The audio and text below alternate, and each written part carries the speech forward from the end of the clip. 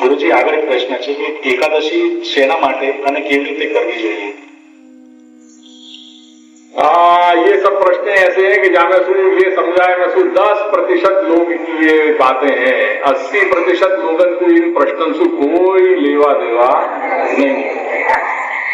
हम तो पहले ही कह रहे थे कि हमको ऐसे प्रश्न करो कि जो मुंह को रिझाओ मत, अपने अंतरात्मा को रिझाओ। मेरे को खुश करने के लिए ये प्रश्न करने की आवश्यकता नहीं है। तो मैं तो रात दिन ये चीज अनुभव करूं ही हूं।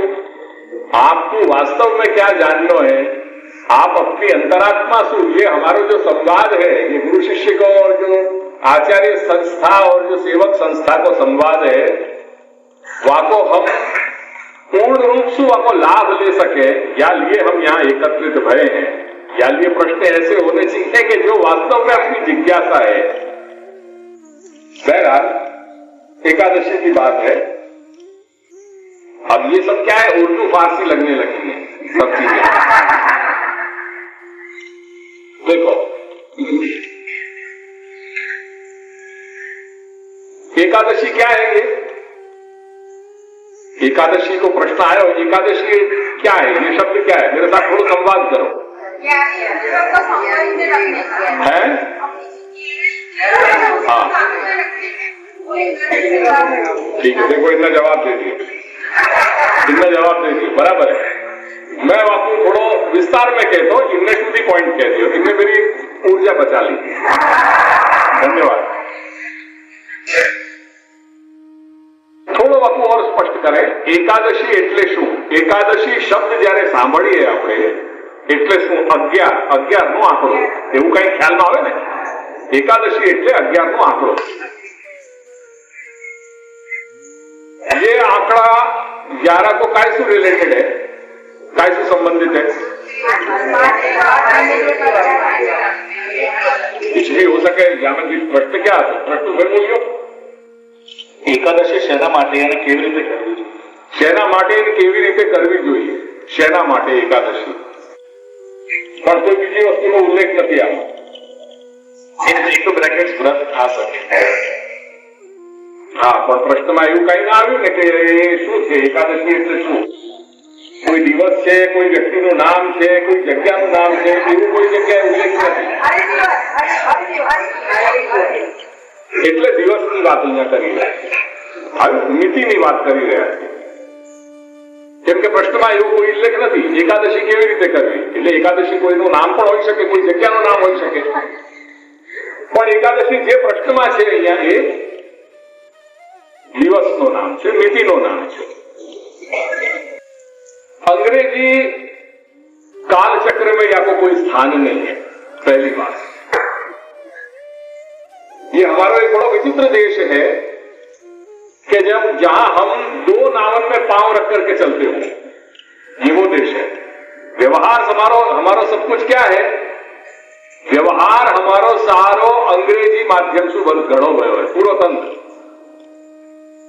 यानी 21 अक्टूबर 2023 पर अष्टमी सप्तमी अश्विन की सप्तमी मिति, ये सिस्टम से हम वाकिफ नहीं है। 2080 ये वाकिफ नहीं है। यानी ये बड़ा एक विचित्र देश है अपना, विलक्षण देश है कि जहां में हम 2 नाव में पांव रख करके चले। व्यवहार तो सब अंग्रेजन को करें और धर्म हमारा जो है वो हमारा चले, पर गाड़ी सरपट भागे तेज वो अंग्रेज वाली हमारी पीछे पड़ी रह जाए। कोई को याद आवे तो देखे कि हाँ, अरे वो डोंगी वाली टिम आ रही है, पर वो स्पीड बोट काय की जा रही है, वो अंग्रेजी की जा रही है।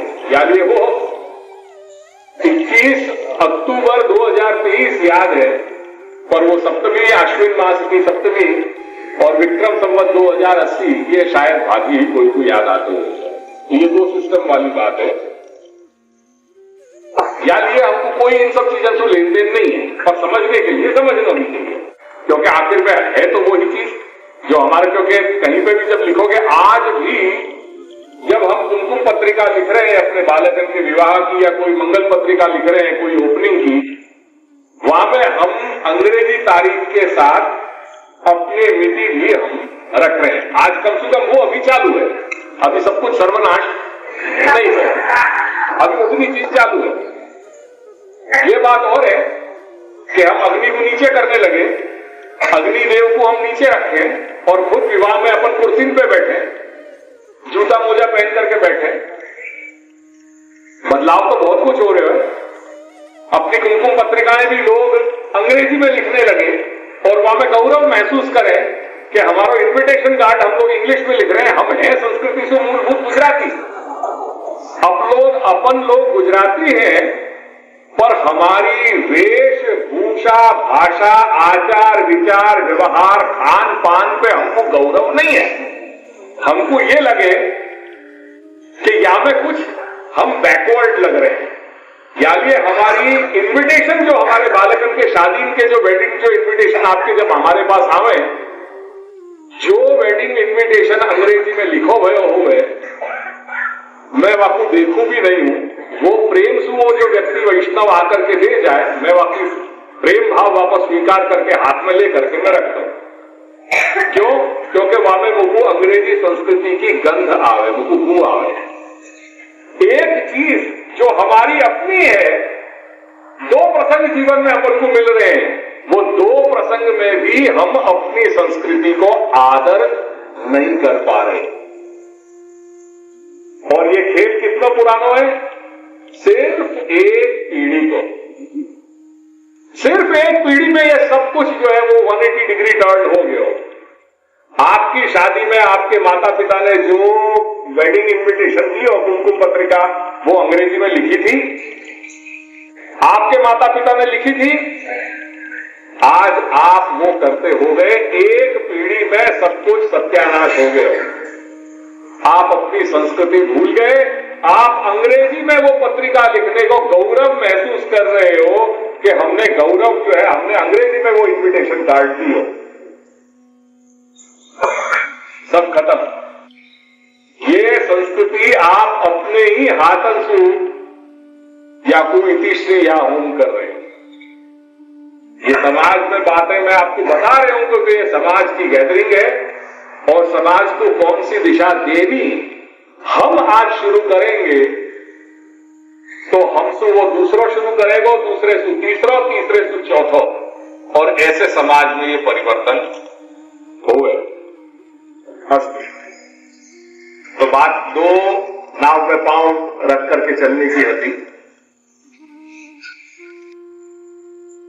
अब एकादशी मिति ये अपने यहां को काल चक्र समझिए, भारतीय काल चक्र जाके यूनिट अपन सृष्टि काल से प्रारंभ हो करके जब से ये सृष्टि को संचालन भयो, सृष्टि आरंभ भई, वहां सु प्रकल्प भेद सु कल्प भेद सु वो अविचारित जाको विचार नहीं कर सको, ऐसी जो काल की गणना है, क्योंकि हम तो काल के अधीन हैं, हम देश काल से पर तो है नहीं है। मेरी बात ख्याल में आ रही है? ध्यान दीजिए, जो काल के अधीन है, जो यूनिट ऑफ टाइम है, वह यूनिट ऑफ टाइम में सृष्टि काल जब से सृष्टि प्रारंभ भई है, जाको विचार भी हम नहीं कर सके, क्योंकि हम तो कौन से एक क्षण पे एक बिंदु के समान भी नहीं है।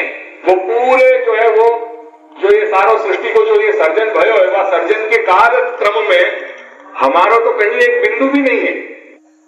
तो वो सर्जन से लेकर के सृष्टि काल से जो प्रकल्प को प्रकार है, जो चारों कल्प मिलकर के, चारों युग मिलकर के जो एक व्यवस्था बन रही है, वहां के बाद युग, और युग के पश्चात वाकु जो अपन जितनों अपन विद्युत वर्ष लाइट ईयर्स जाको कह रहे हैं कि जामे अपन जो सारे नक्षत्रन की और ग्रह नक्षत्रन के जो है वो समय को अपन बाकी गणना को अपन, क्योंकि वो वहां में तो नापना असंभव है, तो जो विद्युत वर्षन में उनकी गणना कर रहे हैं, और वहां से लेकर के फिर संवत्सर, मास, पक्ष, तिथि जाकी अभी अपन चर्चा कर रहे हैं, और होरा, घंटा, घटिका, पल और निमेश इत्यादि। तो मैक्रो से लेकर के माइक्रो तक के जो आपकी जो टाइम के यूनिट्स है, हमें तो एक ये विभाग है, मिति को विभाग या तिथि को विभाग। तिथि जो अपन बोलचाल की कह रहे हैं, तो वो एकादशी वास्तु जुड़ी हुई है। आई बात ख्याल में? जो यूनिट ऑफ टाइम यूनिट है, जैसे हम कह रहे हैं आवर, मिनट, सेकेंड, ठीक है, ऐसे माइक्रो सेकेंड्स, तो वाकई हम जो यूनिट हम बना रहे हैं तो वो एक यूनिट है ये। पर ये यूनिट कौन सा है मिति को? ये अपने भारतीय चिंतन की दृष्टि से वाको ये यूनिट है, ये वाको एक विभाग है, मिति को विभाग जो कह रहे हैं। ये मिति के विभाग में धन्य अपनी ये भारतीय दृष्टि कि अपन हर वस्तु में, चाहे वो जड़ वस्तु है या चेतन वस्तु है, अपन सब में आध्यात्मिकता देख रहे हैं, आधिदैविकता देख रहे हैं। पदार्थ मात्र में अपन आधिदैविकता और आध्यात्मिकता देख रहे हैं। यानी कोई भी वस्तु भौतिक है, पर वह भौतिक वस्तु के अंतर्निहित वामे रहो जो अधिदेव है, वो देव को भी हम ढूंढ रहे हैं, वह देव की भी हम उपासना कर रहे हैं। यानी हम जो पर्वत हैं, हमारे यहाँ के पर्वत, नदी, वृक्ष, लता पताका, इन सब में, इन वस्तु मात्र में हम कहीं न कहीं आध्यात्मिकता ढूंढ रहे हैं। करके हम नदी की पूजा कर रहे हैं, करके हम पर्वतन को मान दे रहे हैं, करके हम वृक्षन को नमन कर रहे हैं। ये एक भारतीय दृष्टि है। यानी आध्यात्मिकता अपने यहां सर्व जगह, सब जगह, हर जगह में आध्यात्मिकता रही हुई है।